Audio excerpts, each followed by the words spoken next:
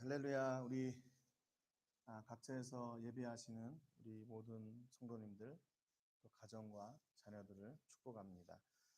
아, 요즘도 계속해서 코로나19로 인해서 많이 어려움들이 계속 있지요. 멕시코도 그렇고 세계적으로도 계속 좀 이게 잦아들 기미가 보이지 않습니다. 그래도 한국은 이제 뭐 한 자리 숫자로 감염자가 나왔다고 그러는데, 그래서 오늘부터 아마 19일부터 좀 많은 규제가 풀리는 것 같습니다. 하지만 여러분들 계속 멕시코는 5월 30일까지 이게 연장이 됐거든요. 그래서 아무튼 여러분 댁에서 잘 이렇게 견뎌내시기를 바라고, 또 댁에 있다고 낙심하지 마시고 분명히 하나님께서 이 가운데 더 귀하신 은혜들을 주실 줄로 믿습니다.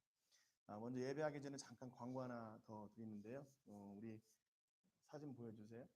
이제 우리 바세코에서 사역하고 있는 제리 목사님인데, 지난주에 이제 침례 신학교 졸업했다고 감사하다고 저한테 이렇게 메시지가 왔더라고요. 저희가 많이는 아니지만 그래도 매월 이렇게 선교하는 그 선교 후원금이 이렇게 현지에서 사역하고 계시는 그 목사님들이 공부하고 또 사역할 수 있는데 조금이나마 도움이 된다는 것이 얼마나 감사한 일이고, 또 그것을 기억하고 이렇게 메시지도 보내고 해서 참 얼마나 감사한지 모르겠습니다. 더 많이 기도해 주시고, 지금 뭐 바세코도 화재로 인해서 화산재 그리고 코로나19로 인해서 완전히 다 지금 도시가 락다운 됐거든요. 마닐라 주변이. 그래서 더 어려움이 있을 텐데 낙심하지 않고 잘 살아갈 수 있도록 그 목사님과 사모님 건강 위해서, 그리고 성도들 건강 위해서도 특별히 기억해 주시기를 바랍니다.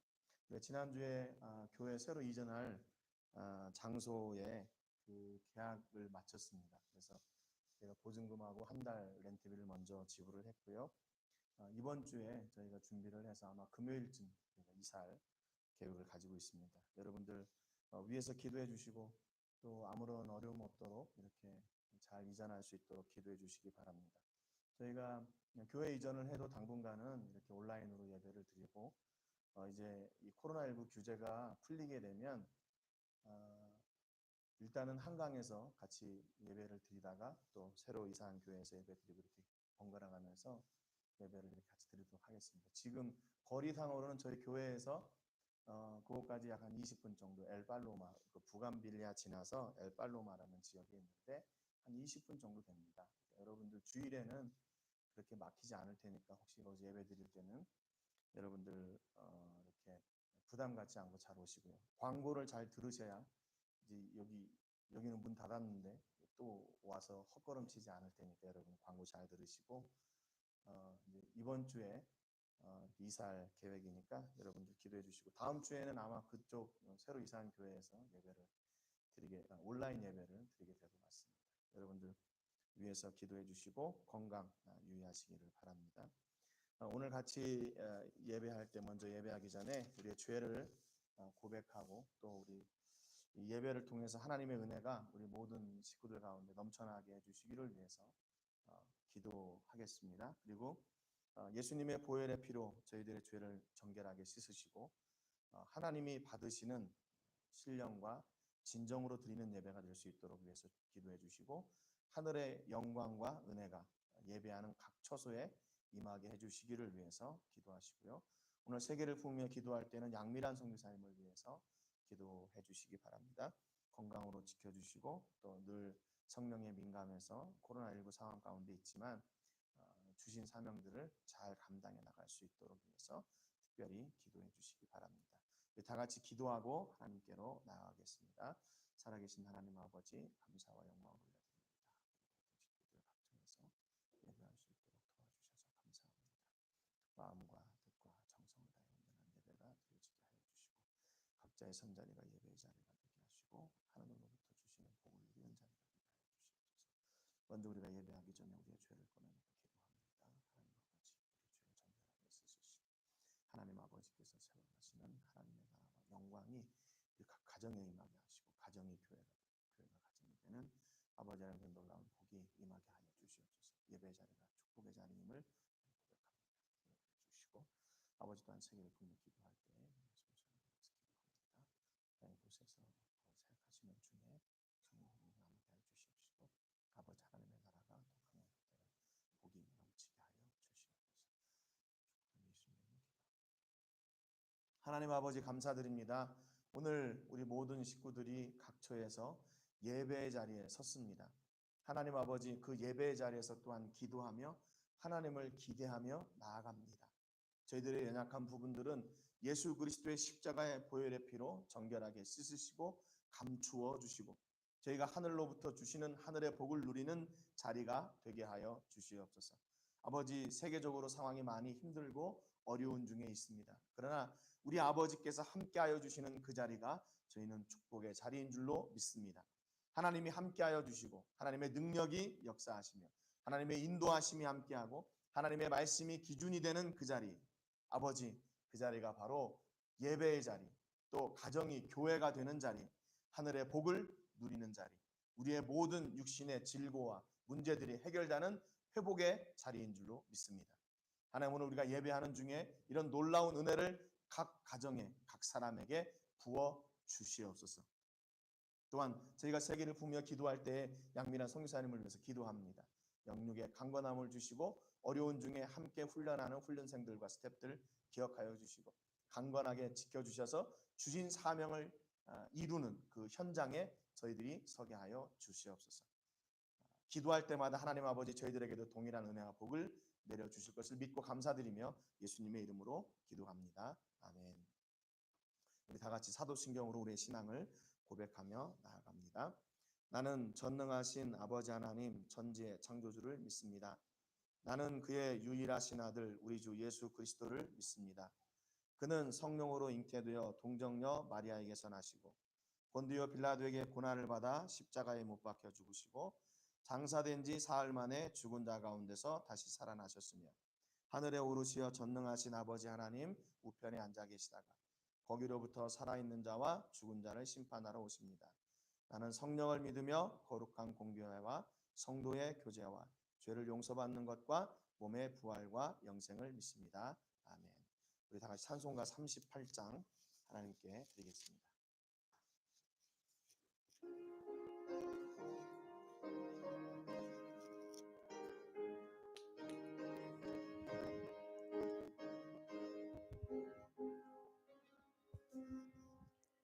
예수 우리 왕이여 이곳에 오셔서 우리가 왕께 드리는 영광을 받아 주소서. 우리는 주님의 백성, 주님은 우리 왕이라. 왕이신 예수님 오셔서 좌정하사 다스리소서. 예수 우리 주시여 이곳에 오셔서 우리가 주께 드리는 찬양을 받아 주소서. 우리는 주님의 종들, 주님은 우리 주시라. 주 되신 예수님 오셔서 이 찬양을 받아 주소서. 아멘. 우리 같이 나누실 하나님의 말씀은 신약성경 요한복음 16장 1절부터 7절 말씀까지입니다. 신약성경 요한복음 16장 1절부터 7절 말씀까지입니다. 16장 1절 말씀 같이 읽고 말씀의 은혜를 나누도록 하겠습니다. 같이 읽겠습니다. 시작. 내가 이것을 너희에게 이름은 너희로 실족하지 않게 하려 함이니. 아멘. 우리가 지난주에 그 요한복음 강해를 들으면서 15장 마지막 부분을 같이 나누면서 그 예수님이 제자들에게 하셨던 말씀이 있었습니다. 뭐냐면 그들이 이유 없이 나를 미워한다, 미워할 것이다라는 그런 말씀이었어요. 왜 예수님과 예수님의 제자들을 유대인들이 또 세상 사람들이 미워하게 될 것인가? 그것은 다른 것 때문이 아니라 예수님의 가르침을 따랐다는 이유예요.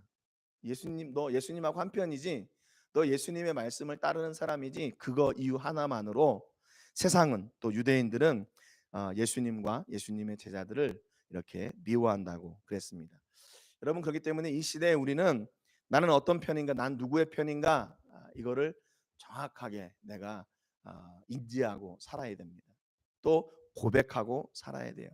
세상에 나가서는 세상 편인 것처럼, 또 교회 와서는 예수님 편인 것처럼 이렇게 왔다 갔다 하는 삶이 아니라 세상에서든지 또 교회에서든지 내가 어디에 있든지 우리는 예수님의 편이라는 사실을 믿음으로 고백하며 살아야 됩니다. 비록 우리 앞에 있는 것이 우리를 대적하는 그런 일들, 우리는 미워하는 일들이라 할지라도 그것 때문에 예수님의 편임을 우리가 포기해서는 안 된다는 것이죠. 예수님의 가르침 때문에 유대인들의 죄가 드러났어요. 그러니까 유대인들은 예수님을 미워할 수밖에 없고 예수님을 따르는 사람들을 미워할 수밖에 없죠. 예수님이 유대인들에게 가장 그들을 책망하셨던 것은 뭐냐면요, 그들의 맹목적인 신앙이에요. 맹목적인 신앙.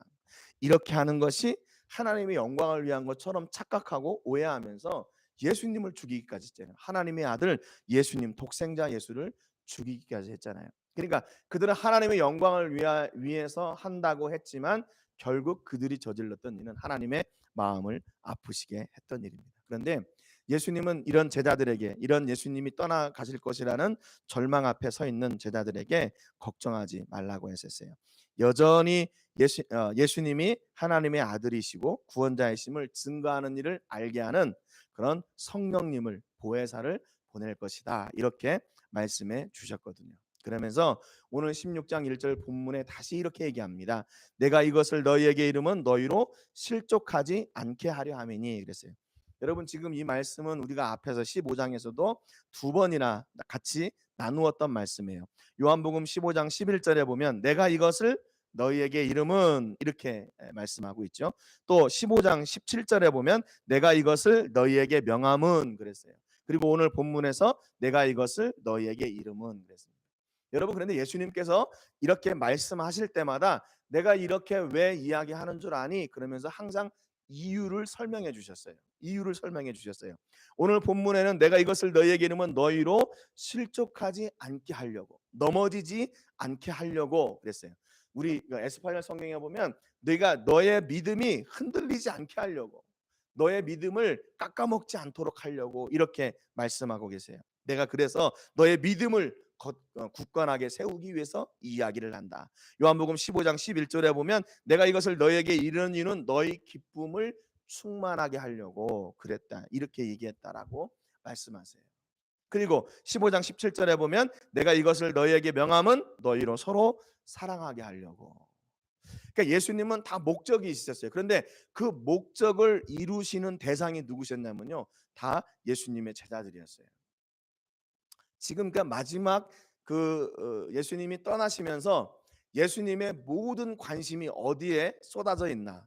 바로 예수님의 제자들에게 있다는 것을 우리가 알 수 있어요. 예수님의 관심은 오직 예수님의 제자들이었어요. 그래서 내가 너희 안에 이렇게 기쁨이 충만하고 이 어려운 중에도 서로 사랑함으로 잘 이겨내고, 그래서 너희 믿음이 실족하지 않도록 하기 위해서라고 예수님이 말씀하시는 것이죠. 그러니까 예수님은 늘 관심이 어디에 있었나? 예수님의 제자들에게 있었어요. 예수님의 제자들이 뭐요? 돈 많이 벌어가지고 큰 기업하고 대형 교회 메가처치 만드는 것이 예수님이 제자들을 향한 기대가 아니었어요. 예수님은 그 제자들이 하나님의 말씀을 붙잡고 서로 사랑하면서 그 사랑으로 살고 그 사랑으로 믿음이 더욱 견고하게 세워지기를 원하셨어요. 그것이 예수님의 꿈이었어요. 여러분, 그렇다면 오늘 이 시대에 예수님께서 우리를 향해서 기대하고 계시는 예수님의 뜻은 무엇일까요? 동일하게 생각할 수 있잖아요. 이 말씀은 요한복음의 이 15장 16장 이 말씀들은 지금 제자들에게만 주시는 말씀이 아니라 오늘을 사는 우리에게도 주시는 말씀이에요. 예수님께서 이것을 내가 너희에게 이름은 너희로 기쁨이 충만하고 서로 사랑하고 너희 믿음이 흔들리지 않게 하려고 이렇게 했다. 예?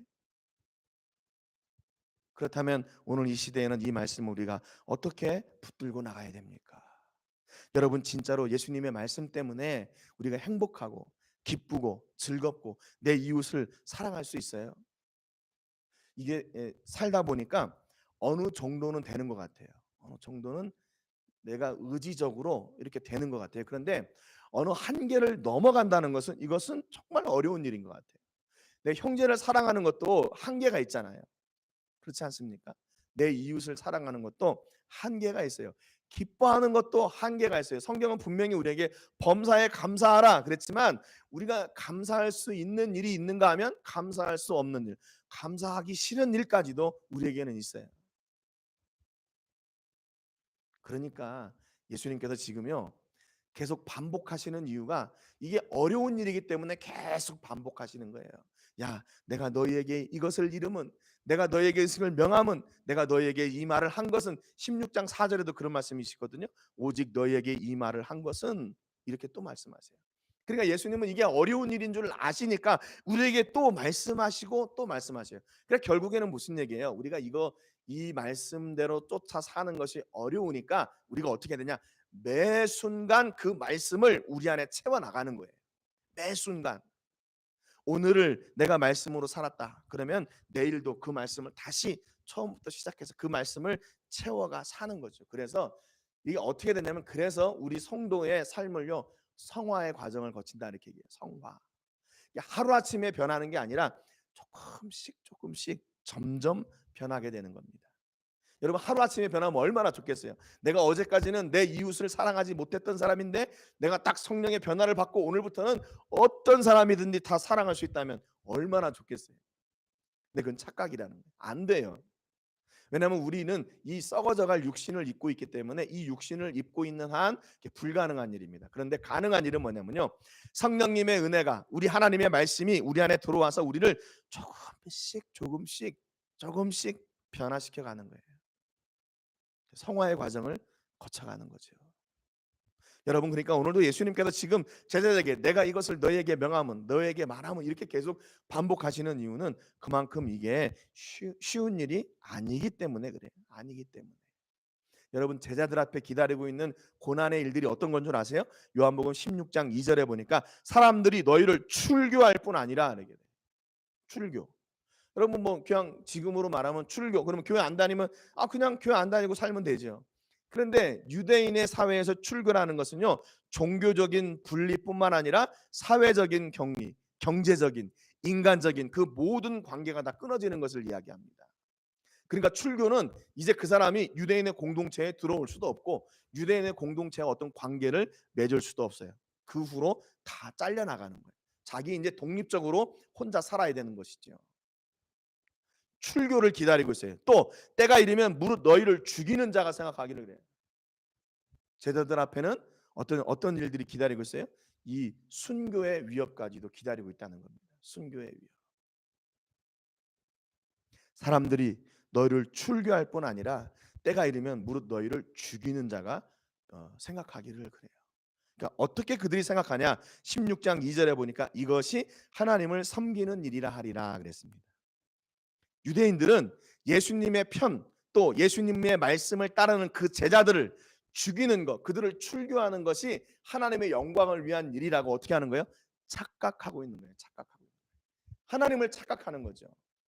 여러분, 우리가 인생을 살면서 하나님을 착각하는 일이 얼마나 많이 있는지 몰라요. 우리가 지난주에도 말씀을 잠깐 나눴지만 에스라서에서 새벽에 이스라엘 백성들이 바사를 떠나가지고 예루살렘에 한 8천 명에서 9천 명 되는 사람들이 4개월 동안 모든 그런 위협들을 다 이겨내고 예루살렘에 딱 도착을 했어요.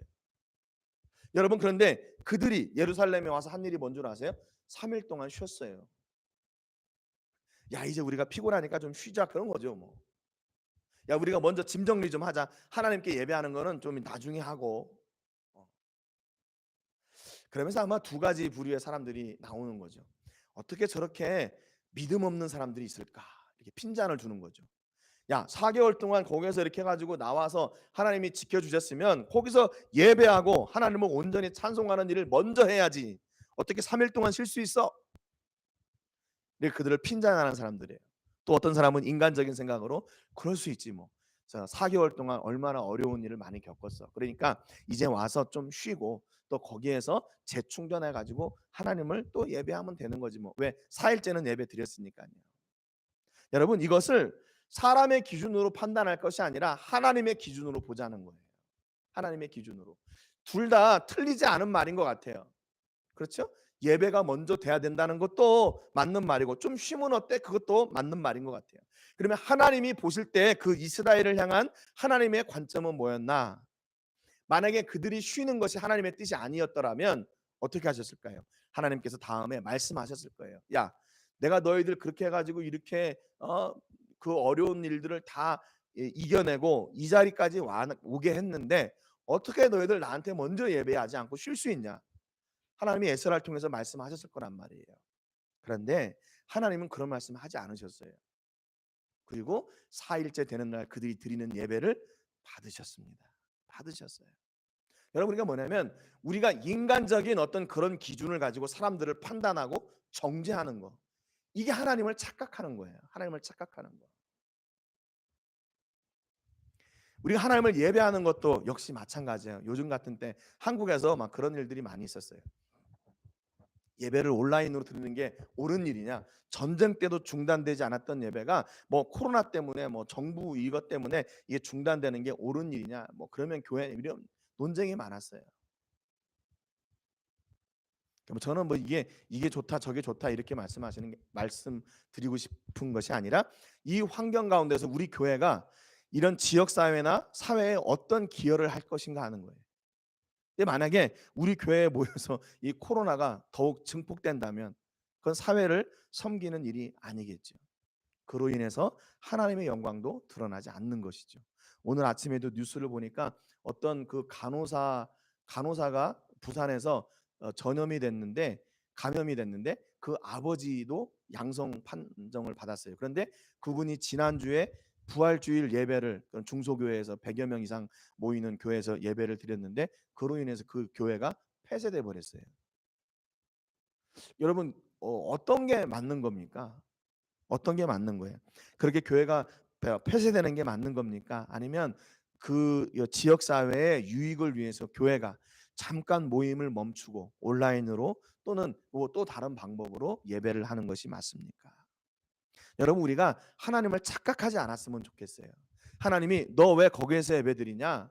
그래서 그 예배를 안 받으시고, 아, 너는 그래 같이 모여서 그렇게 병 걸리고 그래도 같이 예배 드리니까 너가 드리는 예배는 귀한 것이고, 하나님은 그렇게 예배를 받으시는 분이 아니시라는 거예요. 하나님은 지금 이 상황을 너무나도 잘 아세요. 그래서 우리가 지금 간절한 마음으로 하나님 앞에 예배하는 그 심정도 잘 아세요. 그러니까 우리가 하나님 앞에 예배 드리는 사람이 돼야지 사람의 기준을 가지고 그 예배를 판단하는 사람이 되어서는 안 된다는 겁니다. 여러분, 헌금도 마찬가지예요. 어떤 사람은 야, 저 사람은 많이 버는 사람인데 왜 이렇게 조금밖에 안 해? 우리가 판단할 게 아니라 여러분, 더 무서운 게 뭔 줄 아세요? 제가 여러분한테 뭐 헌금 뭐 이렇게 부담 갖지 말라고 그렇게 얘기하잖아요. 저는 사실 진짜로 그래요. 그런데 여러분, 저한테 부담 느끼실 필요 없어요. 교회에도 부담 느끼실 필요 없어요. 그런데 누구한테 부담을 느끼셔야 되냐? 하나님한테 부담을 느끼셔야 돼요. 하나님이 아시거든요. 하나님이 다 아시는데요. 하나님이 너 이만큼 있는 거 아는데 안 드리면 그건 하나님이 책망하시는 거 아니에요. 네가 이만큼 헌신할 수 있는데 시간이 없다고, 뭐 환경이 어떻다고 안 하는 거 하나님이 아셔요. 여러분, 그러니까 목사의 어떤 판단이나 이런 건 아무런 상관없는 거예요. 여러분과 하나님과의 1대1의 관계인 것이죠. 하나님을 오해하지 않으시기를 주님의 이름으로 축복합니다.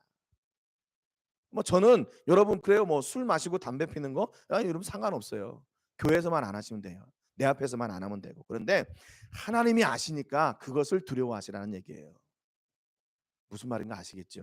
이게 더 무서운 일이에요. 여러분, 그러니까 우리가 하나님을 오해하는 것이 얼마나 큰 죄라는 것을 알게 돼요. 죄라는 걸 알게 돼요. 여기 보세요.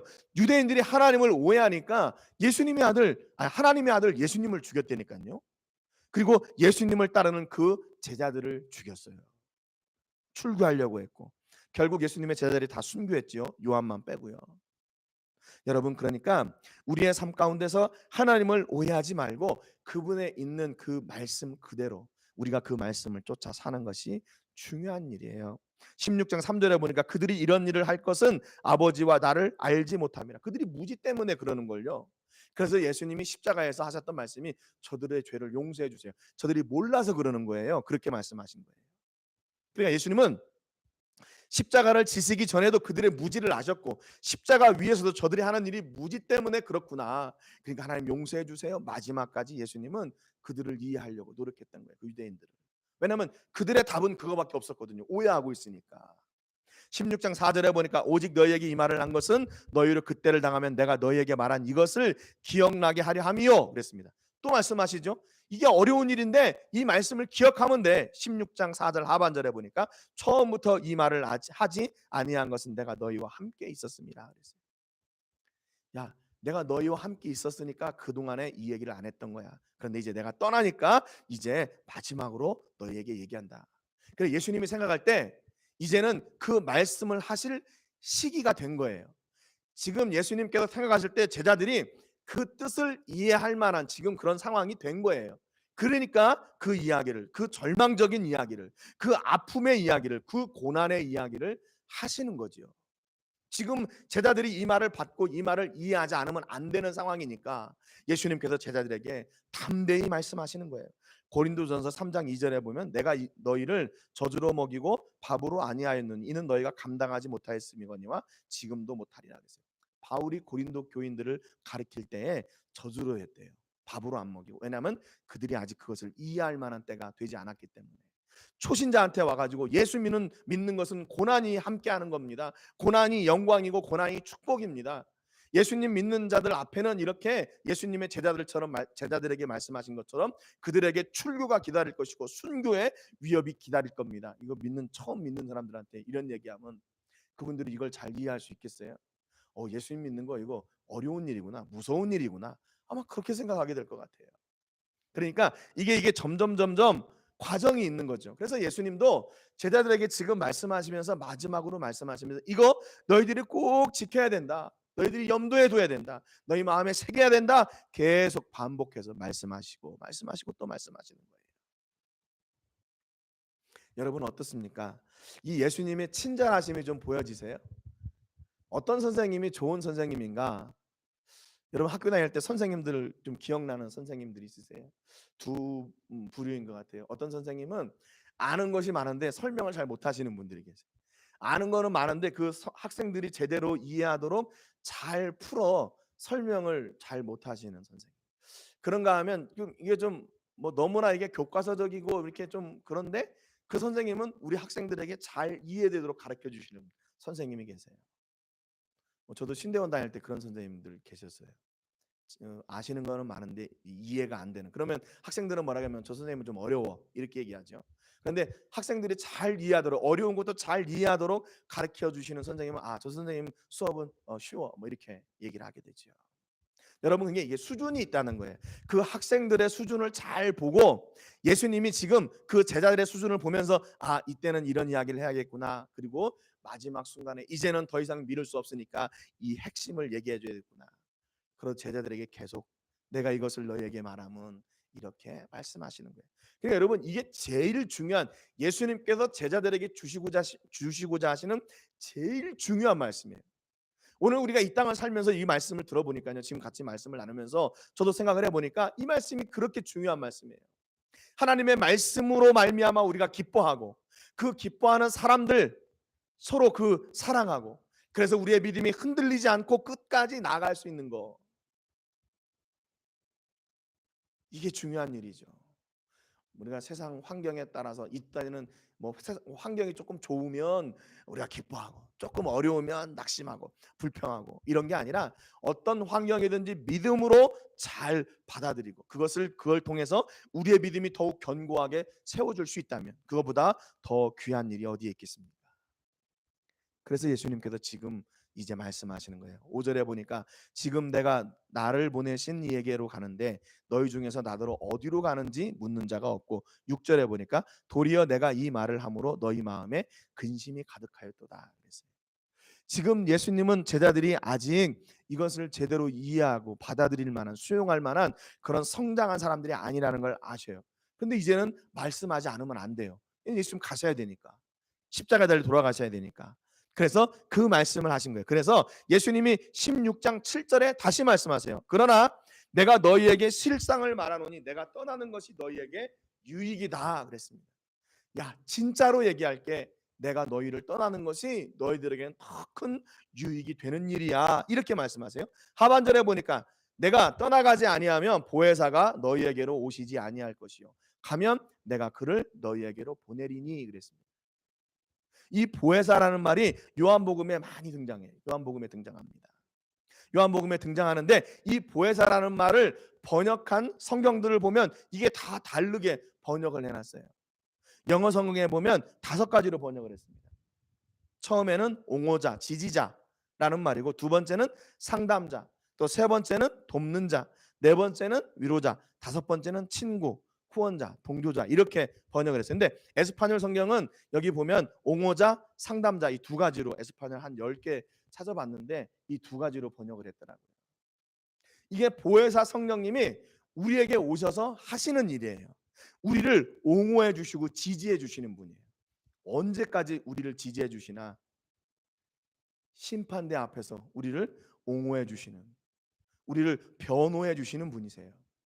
누가 그래요? 예수님이 그렇게 하시죠. 우리가 어려울 때마다 그분한테 상담하고 그분의 답을 얻어요. 또 우리가 힘들 때마다 기도하면 들어주시고 응답해 주시고 도와주시는 분이세요. 낙심될 때 우리에게 와서 또닥여 주시는 분이세요. 그리고 우리를 친구 삼아 주신 분이에요. 여러분 이 일을 누가 하셨냐면 예수님이 하셨어요. 예수님이 그 제자들에게 늘 그들과 함께 하시면서 그들을 옹호해 주셨고 그들을 지지해 주셨고 상담해 주셨고 그들이 어려울 때마다 도와주셨고 위로해 주셨고 좋은 친구가 되어 주셨어요. 그런데 그 일을 이제 누가 해 주신대요? 보혜사 성령님이 그 일을 해 주신다는 거예요. 그러면 지금 우리는 누구하고 함께 있는 겁니까? 보혜사 성령님하고 함께 하고 있는 거죠. 그런데 그 일을 누가 하셨던 일이에요? 예수님께서 우리 안에 오셔서 하셨던 일이에요. 그러니까 성령님과 함께 한다는 것은 예수님과 함께 한다는 말이고 예수님과 성령님과 함께 한다는 말은 우리 하나님과 함께 하고 있다는 말이에요. 여러분 그래서 제자들이 이제 예수님 떠나시면 어떻게 하나? 우리 다 망했다. 이제 우리는 다 죽게 됐구나. 우리는 저 유대인들의 공격으로부터 우리는 망하게 됐구나. 이렇게 낙심할 수밖에 없었지만 그때마다 보혜사 성령님이 찾아오셔서 그들을 계속 변화시켜 주시는 거예요. 그래서 그들이 실족하지 않도록 그들의 믿음이 흔들리지 않도록 그들의 믿음이 변하지 않도록 그들을 도우셨어요. 여러분 그러니까 보혜사 성령님이 우리 안에 오셔서 하는 일이 2가지가 있어요. 첫 번째는 뭐냐면 우리로 하여금 예수 그리스도를 믿게 하는 겁니다. 예수님을 시인하도록 우리 안에서 역사하시는 분이 바로 성령님이에요. 그래서 예수님의 은혜, 성령님의 은혜 없이는 예수님을 나의 구주로 고백할 수가 없어요. 그리고 성령님이 하시는 일이 뭐냐면 우리가 그 믿음을 따라 예수님을 믿는 믿음을 따라 살아갈 수 있도록 우리를 계속 성화시켜 나가시는 분. 힘들 때마다 도와주시고 낙심될 때마다 세워주시고 아플 때마다 치료하시고 그래서 한 걸음 한 걸음 하나님께로 나아갈 수 있도록 도우시는 분이 바로 보혜사 성령님이세요. 여러분 그러니까 이것은 바로 예수님이 하셨던 일을 오늘 보혜사 성령님이 우리 삶을 통해서 하시는 일이에요. 여러분 여러분의 삶 가운데서 이 하나님의 은혜와 성령님의 역사를 누리시는 여러분 되시기를 주님의 이름으로 축복합니다. 성령님은 지금 우리와 함께하고 계세요. 그래서 지금도 이 일을 이루어내고 계세요. 여러분 이 보혜사 성령님으로 말미암아 더욱 강건케 되고 여러분의 삶의 영역이 더욱 그 말씀 위에 세워지고 더 풍성해지는 역사가 있기를 주님의 이름으로 축복합니다. 여러분, 우리의 삶은 우리의 능력과 힘으로 사는 삶이 아니에요. 누구의 힘으로 사냐? 성령님의 힘으로 사는 거예요.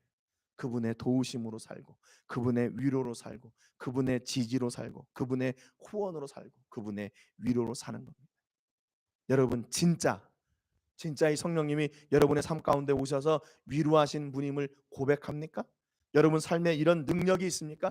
여러분 가만히 보니까 요즘 같은 때 더 그런 것 같아요. 여러분 어떠세요? 가정에만 계시다 보니까 물론 뭐 가끔 이렇게 일하러 나가시는 분도 계신지 모르겠는데 요즘 있다 보니까 더 하나님의 은혜를 깊이 생각하는 것 같아요. 하나님, 대체 이 일이 우리 안에 왜 일어나게 된 일입니까? 하나님은 언제 이 일을 끝나게 하실 겁니까? 하나님, 그렇다면 지금 우리는 어떻게 해야 됩니까? 더 깊이 고민할 수 있는 시간이 많아진 것 같아요. 더 많아진 것 같아요. 저도 한 주일 동안 이렇게 지난주에 그 예배가 막 이렇게 돼가지고 정신없이 뭐 지난주에는 어떻게 할 수가 없었어요. 그렇게 이렇게 드리다가 한 주간 예배를 계속 준비했어요. 어떻게 하면 우리 성도님들이 좀 더 나은 예배를 드릴 수 있을까? 근데 오늘 아침에 보니까 또 이게 뭐 이게 안 되더라고요. 그러니까 물론 뭐 그전에도 예배를 뭐 이렇게 경홀히 뭐 이렇게 가볍게 여겼다 그런 건 아니에요. 근데 이 시기 하나님을 생각할 수 있는 시간이 더 많으니까 더 많이 거기에 투자하게 되는 거죠. 그래서 제가 이 오른쪽 눈이 다 터졌었어요. 실핏줄이요. 오늘 아침에 이제 조금 회복이 됐어요. 얼마나 모니터를 보고 이렇게 신경을 썼는지. 그런데 하나님 앞에 감사하더라고요. 아, 우리가 이렇게 전심으로 예배를 준비하고 드리는 이 예배를 하나님이 기뻐하시는구나. 여러분 혹시 지금 가정에서 어떻게 하고 계십니까? 뭐 침대 위에서 뭐 누워서 계시거나 아니면 뭐 그냥 뭐 세수도 안 하신 분도 계시겠지만 그런 예배도 받으세요. 예. 그렇지만 우리가 마음으로 내가 진짜 이 시간에 교회는 가지 못하지만 이 자리가 예배의 자리가 돼야겠다. 이렇게 간절한 마음으로 예배하고 있다면 그 자리에 역시 동일하게 우리 성령님의 은혜가 임하시는 겁니다. 여러분, 예배가 우리 삶의 중심이 되기를 주님의 이름으로 축복합니다. 일주일 동안 우리가 무엇을 위해 살아야 되냐? 온전한 예배 드리기 위해서. 좀 사셨으면 좋겠어요. 그래서 그 예배를 통해서 우리 성령님께서 우리에게 주시는 이런 놀라운 은혜가 더 풍성하게 회복되고, 비록 환경은 어렵고 힘들지만 예배를 통해서 우리가 더 풍성케 되고, 우리뿐만 아니라 우리 주변에 우리의 도움이 필요한 사람들에게까지도 도움을 줄 수 있는 그런 복의 통로가 되는 이 귀한 시기가 되시기를 주님의 이름으로 축복합니다. 여러분, 환경이 어렵고 뭐 정부에서는 무조건 나가지 말라, 뭐 우리 뭐 한인들에게는 어떤 대책도 없는 것 같지만 그래도 두려워하지 마세요. 분명히 하나님은 이 일을 통해서 더 놀라운 일을 이루실 겁니다. 그러면서 기도하시면서 돌파구를 찾으세요. 기도하시면서 돌파구를 찾으세요. 기도하시면서 방법을 찾으세요. 분명히 하나님께서 지혜를 주십니다. 그래서 그 지혜를 따라 여러분 순종하실 때 여러분 더 큰 일들이 일어날 거예요. 여러분 두려워하지 마시고 성령님께 도움을 구하세요. 헬퍼라고 그랬잖아요. 그분 우리의 상담자예요. 카운셀러예요. 뭐 미국에서 어떤 사람들 얘기 들어보니까 변호사 상담을 받는데 뭐 10분에 뭐 100불 이상 준대요. 그런데 우리 성령님은 아무리 긴 시간 상담해도 전혀 돈 달라고 하지 않으시고 항상 우리를 들어주시고 그리고 그거를 도와주시는 분이세요. 여러분, 이제 우리의 돌파구는 성령 하나님이세요. 보혜사 성령님이세요. 여러분에서 보혜사 성령님께 모든 것을 맡기고 그분의 회복하심으로 여러분이 다시 회복되어지고, 그래서 이 말씀을 주신 그 예수님의 말씀을 이루어 가시는 여러분과 저와 우리 교회 모든 성도들이 다 되시기를 주님의 이름으로 축복합니다. 우리 다 같이 하나님께 찬양하겠습니다. 나의 안에 거하라 찬양하시면서 여러분 준비하신 예물 같이 앞에 놓으시고 제가 찬양 끝난 뒤에 예물 기도와 축복 기도 하겠습니다.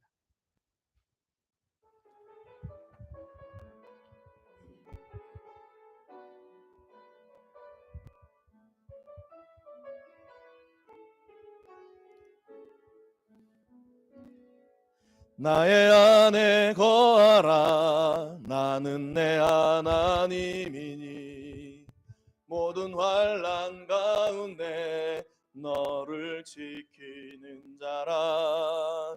두려워하지 말라. 내가 널 도와주리니. 놀라지 말라. 내 손 잡아주리라. 내가 너를 지명하여 불렀나니 너는 내 것이라. 내 것이라. 너의 하나님이라. 내가 너를 보배롭고 존귀하게 여기노라.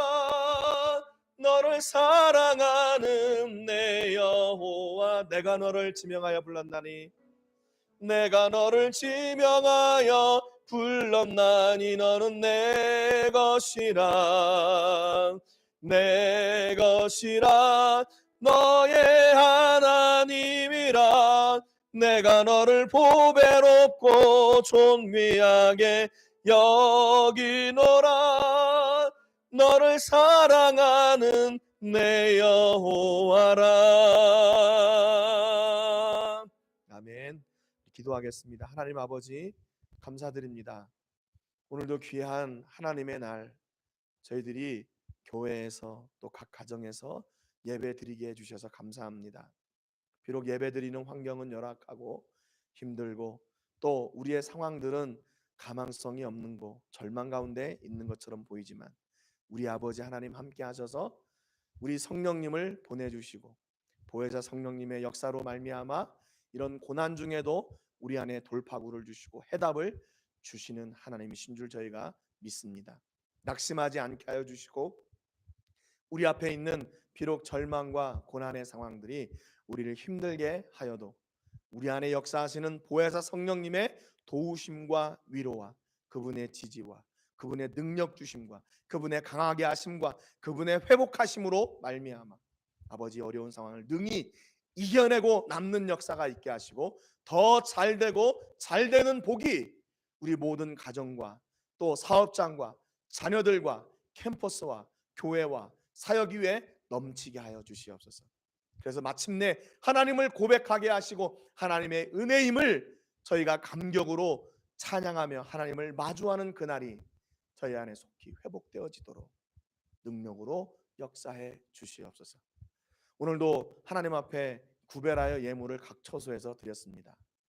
많든지 적든지 우리의 마음과 정성을 함께 드렸사오니 하나님이 예물이 사용되어지는 곳마다 하나님께는 영광이 되게 해주시고 드린 저희 각 사람들에게는 아버지 오병이어의 역사가 가정에 일어나게 되는 그 마중물이 아버지 되게 하여 주시옵소서. 그래서 물질에 부족함이 없게 하여 주시고 어려움이 없게 하시고 더 채우시는 하나님의 복이 넘치게 하여 주시옵소서.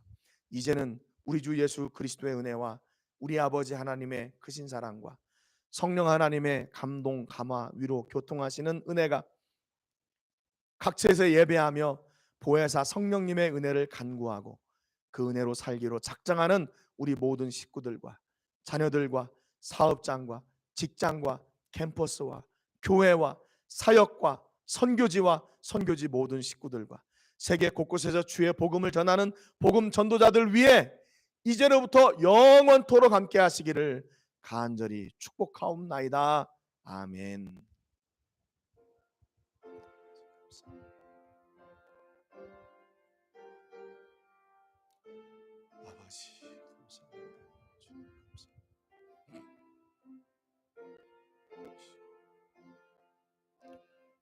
아버지 감사합니다. 주님 감사합니다. 아버지 성령님 주시옵소서.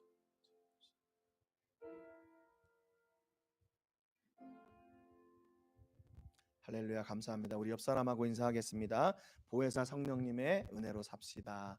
인사하겠습니다. 한 주간도 승리하시는 여러분 되시기를 주님의 이름으로 축복합니다. 할렐루야.